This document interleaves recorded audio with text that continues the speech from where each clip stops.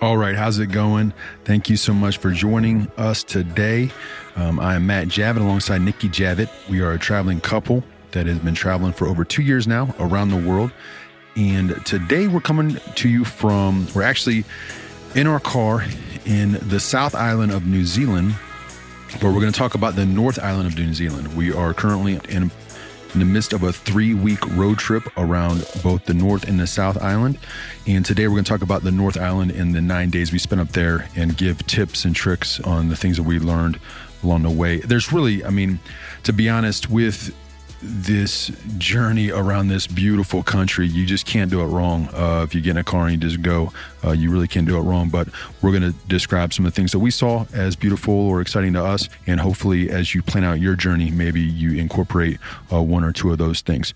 If you're just getting caught up on our story, we've been traveling full time since February 2017.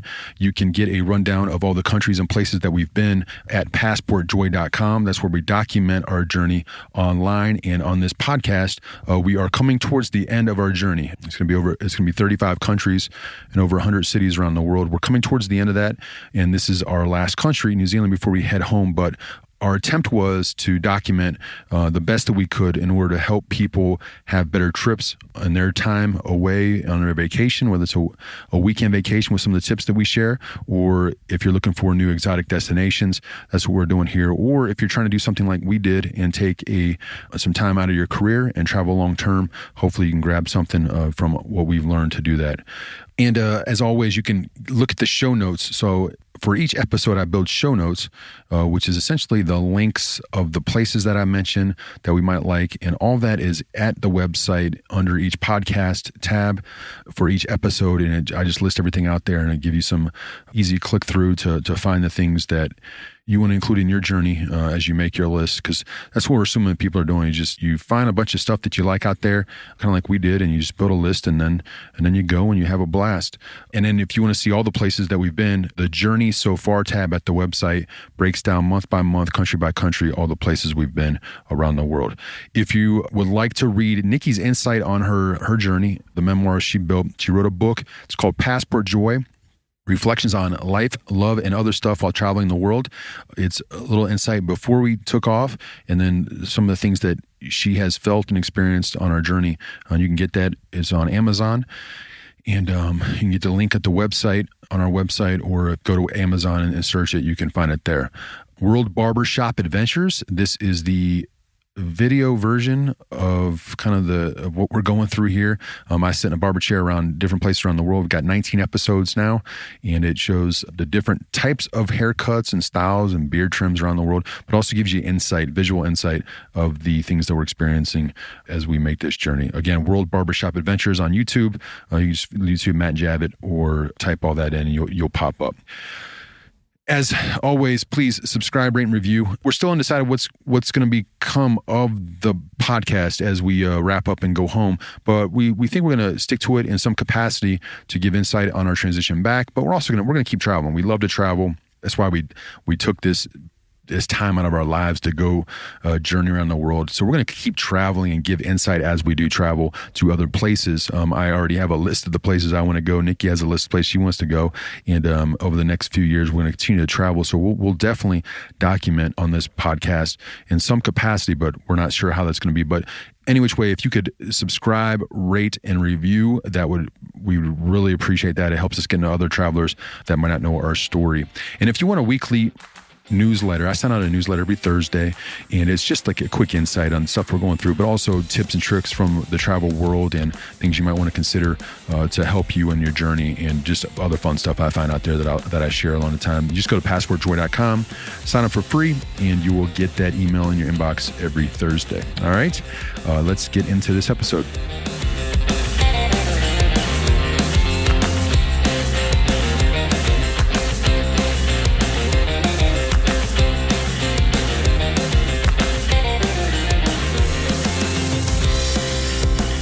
All right, so we arrived to New Zealand, our final country, from Fiji on about a 3-hour flight. And we arrived to Auckland with the plan to spend 3 weeks total in the country, and the first 9 days of that in the North Island. And so we're going to talk about that right now is what we did on the North Island. Obviously, there's so many different ways you can do the North Island. Everything that we read and everything that we researched leading up to it told us that renting a car was the best way. You can also do renting, you can rent a van because the country is extremely friendly for stopping and camping and things like that. There's a lot of cheap ways to do that. But we ended up renting a car and looking for Airbnbs to stay in, whether Airbnbs, and we also have a hostel to stay in during the journey. So that was our cheapest and the most way we were comfortable with doing that. So again, there's a ton of different ways that you can do the North Island, but we're going to talk about a few of the things that we found as highlights to our journey and to make it a good trip. So the cities we hit were Auckland, Rotorua,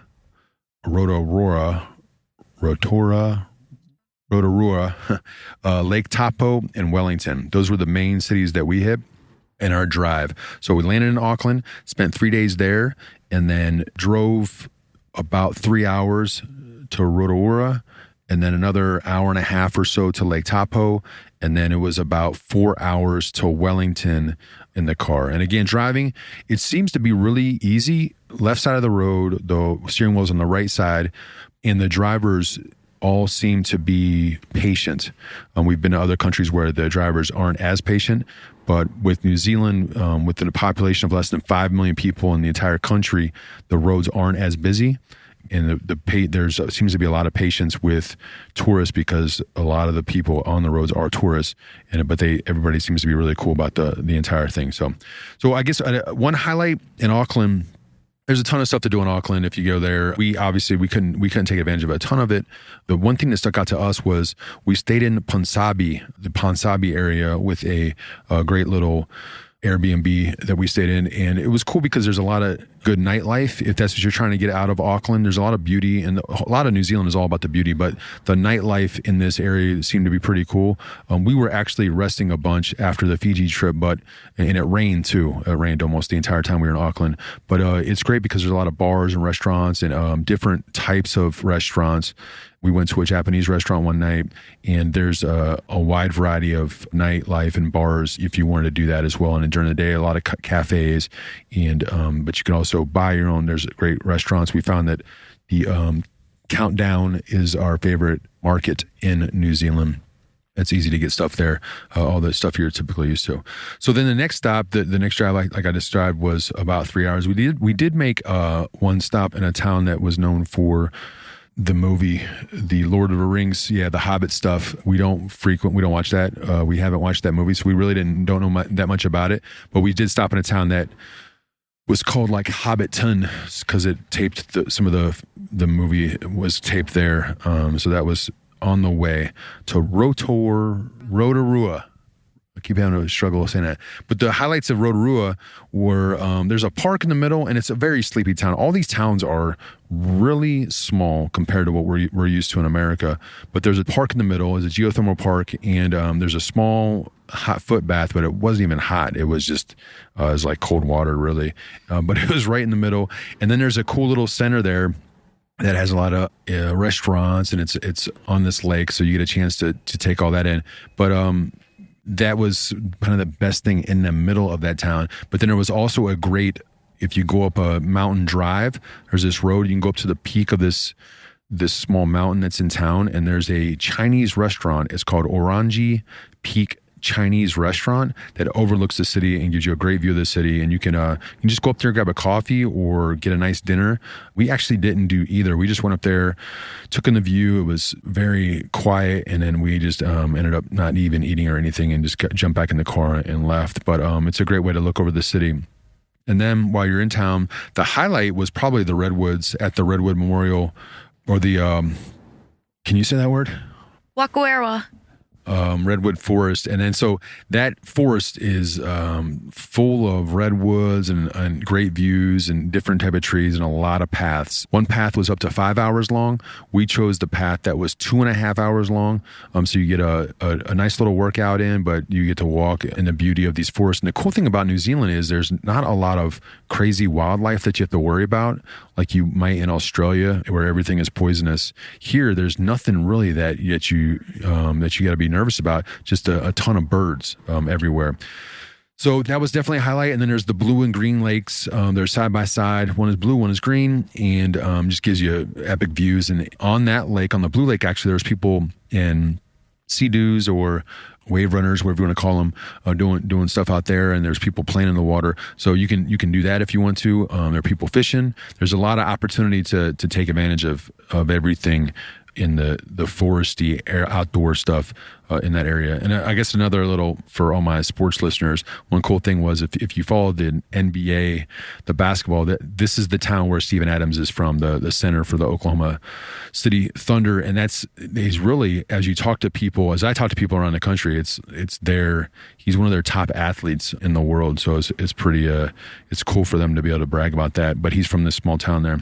And then we went to Lake Taupo, only about an hour away. And there, the highlights were this one area called Huka Falls. And this is actually past Lake Taupo. In Lake Taupo itself, again, we stayed in an Airbnb to share the Airbnb with a couple. And it's all pretty comfortable in these towns. So we had a chance to walk to the lakefront area where there's a lot of huge shops and shopping. They've got all these merino wool shops as well. I picked up a couple of things there. And then you could just walk along this path along the lake, it's well carved out, easy to walk, and it's as long as 100 kilometers around the lake, and you could actually walk the entire thing if you wanted to. But we ended up doing about 10 of that. And which is about 6.2 miles, and it's just easy. It's gorgeous, and it's an easy walk to do because it's all flat. But you have epic views as you do it of the lake and then of the mountains around it. So we enjoyed that time in Lake Taupo, not only just hanging out and doing that beauty, but then just having access to those walks and stuff. And then we went to and there's a mountain in that town as well. If you want to do that, it's only about an hour to the top. We ended up not doing it. We want to move on to our next location early. But it's called Mount Tahara, and it's supposed to be a great hike as well. So if you end in Lake Taupo, that might be something to do. And then on the way out, we stopped at Huka Falls, which is just these rapids that go through, and you can get into a boat if you want to there, and there's hikes around that. And then actually in that area of where the Huka Falls is, much like all of these areas in New Zealand, it's like endless opportunities to do fun outdoor activities. There's another place called the Craters of the Moon. It's across the street and away from the Huka Falls that have these amazing geothermal craters, and just it looks like maybe meteors hit this area, but it's just different than anything you ever see. It only costs, I think, $6 New Zealand to get in, and it's probably about a 45-minute stay to walk around the whole thing, but it's cool enough that you want to just check it out. If you're in the area, definitely highly recommend it because it's nothing like you'd ever see before. I think the only thing that we've seen close to that is in Chile, in the northern part of Chile, and it's the geysers there. But it's just different and unique, and it just leaves you wondering like what's going on. And then we made our trip stayed there a couple nights, and then made our trip to Wellington, which is about a 4-hour drive. And during that, just stopped, took in some views, stopped the car. And that's the thing is you'll want to be able to just take advantage of just pulling over the side of the road, whether it's you're eating your lunch on the side of the road or taking photos, getting a coffee in different locations, just to take in the views because it's just gorgeousness, so unique from where you might be coming from. But we ended up stopping near Wellington. It's about an hour outside the city. It's called the Southward Car Museum. If you're a car junkie and you enjoy that type of thing, this is a privately owned museum of cars from the late 1800s to today. They had Lamborghinis, but they also had cars from the 1800s, and then motorcycles, ambulance, taxis, all kinds of unique vehicle, party type vehicles. They had like a McDonald's car, like all kinds of different cars in this massive 3-floor museum. So if you like cars and you like to take in and you like to see all kinds of different cars, then you might want to stop there on the way. And then Wellington itself we fell in love with it a little bit because it's a city of about 400,000 people. It's the capital of New Zealand, but it feels like a town, but it's definitely a city. And their art district and the culture that they provide as far as bars and restaurants and different shops and different things you can go into is really vibrant. And it's right there in the heart of the city called Cuba Street. And then there's a bunch of other streets that tear off of it. But it's just, for a city as small as it is, it has so many different options. And there was a couple places that really stood out to us. There was a bar called the Hanging Ditch, which just, it was like this romantic vibe, almost cigar bar-ish, but obviously no smoking. And it just had this great vibe to it. And the bartender was really good. It was owned by a couple of bartender owner guys, and they're like mixologists. They really put passion into their drinks. But that place was really cool to us. And then Havana Bar, which had this amazing tapas with a wide variety of vegetarian options, but also meat options. It was so good and Nikki ended up taking a photo of the menu just to take some ideas home. But it was delicious food, great drinks, and a really cool Havana, Cuba vibe to it. So those two really stood out, and there was a ton of different bars that you can't really, it's so many that you could be there for a very long time and not taking everything. But then there was, I told Nikki, it's kind of this, one of these towns where I wish I could just rented a scooter, because it's made for just being on a scooter and driving around, and it's really neat. And yeah, I just love being on a scooter, and it's just has this street that hooks the edge of the city, and you get all these amazing views of the mountains, but also the ocean. And it's just a lot of fun to go around it. But one particular area is called Oriental Bay. I'd make sure you get over there, because we went to that area so we could walk up to see the Mount Victoria top, which has the panoramic views of the city. So you basically just, for us, what we did, we stopped along the edge of the road there in this Oriental Bay area and just walked through these neighborhoods up the streets until we got to the very tip top of this mountain, which has houses near the top. But then you can also walk through this park area as well to the base of the city. So the full walk was about 2 hours, 2.5 hours maybe, from the car up and then back. But it gives you amazing views, panoramic views of the city, and it's pretty easy walk. But take the path. We ended up taking when we came back down, we got into some. We cut through this area where it wasn't as easy as you might think it should have been to walk through. And then, I don't know, then we also did Red Rocks Beach. I'd recommend that. We did not see seals. You're supposed to be able to see seals there, but we did not see seals when we were there. But it still had beautiful landscape and Red Rocks, if you've never seen anything like that. And it's not that, it's real close to the city, easy to get to. And again, it was an easy about an hour walk there, hour walk back, probably even less than that. It's probably 40 minutes each way. How you can walk there. And then we enjoyed the museum, Taupo Museum, which has a lot of history of Wellington, and gives you some insight on New Zealand as well, and their participation in World War I and different things that the history of the country. And then one of the really cool things that happened was we had an amazing host. His name is Peter, where we had a shared Airbnb.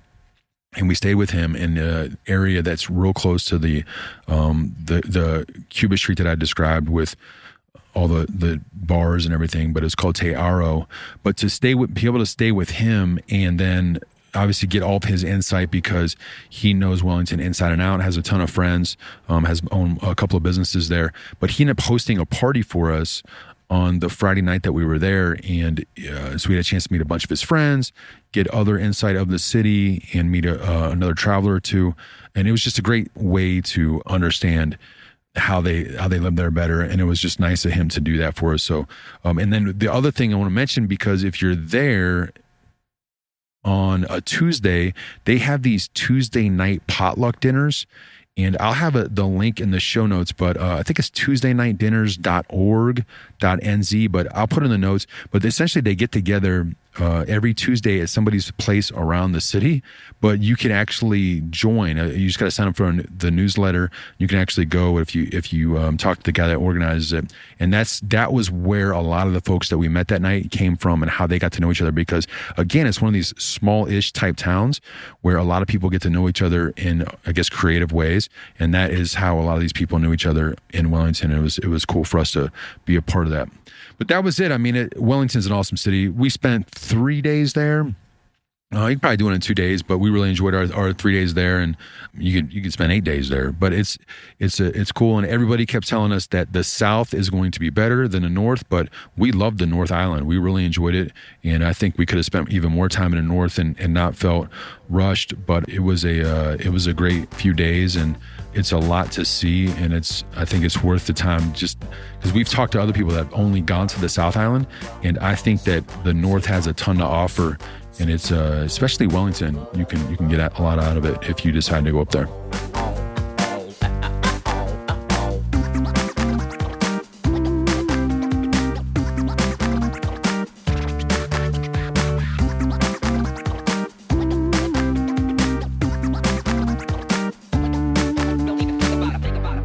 And that is it for this episode. Thank you again so much for listening. We really appreciate it.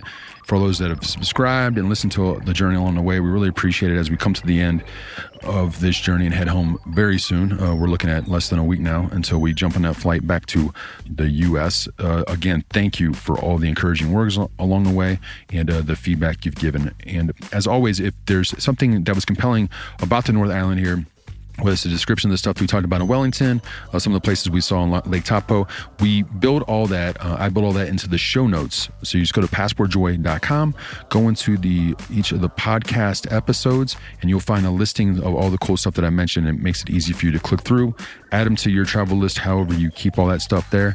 And so when you make your journey to New Zealand, you can experience some of the stuff that we experienced, and all that's in the show notes.